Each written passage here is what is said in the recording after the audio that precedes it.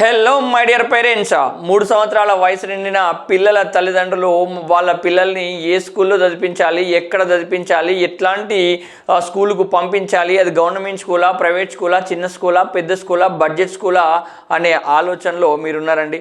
అట్లాగే ఆల్రెడీ ఏదో ఒక స్కూల్లో చదువుతున్న పిల్లల తల్లిదండ్రులు కూడా మరి ఈ విద్యా సంవత్సరం అదే స్కూల్లో ఉంచుదామా, లేదా ఇంకొక స్కూల్కు పంపిద్దామా, లేదా ఇంకెక్కడైనా హాస్టల్లో జాయిన్ చేయిద్దామా అనే ఆలోచనలతోటి ముందుకెళ్ళడం అనేది జరుగుతుంది. ఎందుకోసం అంటే రేపటి నుంచే మన విద్యా సంవత్సరం అనేది ప్రారంభం అవుతుంది.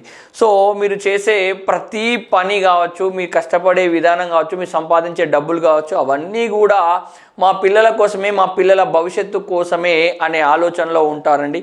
కానీ నేనేమంటాను అంటే రేపటి నుంచి ప్రారంభమయ్యే ఈ విద్యా సంవత్సరంలో మీ యొక్క ఎంత సమయాన్ని మీ పిల్లలకి కేటాయిస్తారో ఒక్క ఆలోచనకు రండి. ఎస్, మీ పిల్లలు వాళ్ళ పని, వాళ్ళ టీచర్లు వాళ్ళ పని చేసుకుంటా వెళ్తారండి. కానీ మీరు మీ పనే చేసుకోకుండా మీ పిల్లలకి కొంత సమయాన్ని, కొంత ప్రోత్సాహాన్ని అందించే ప్రయత్నం చేయండి.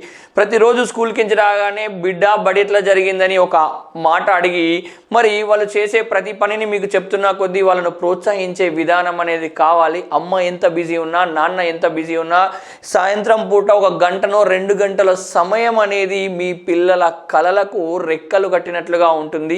మీ యొక్క ప్రోత్సాహమే వాళ్ళకు ఒక వెన్నుముకలాగా పనిచేస్తుందండి.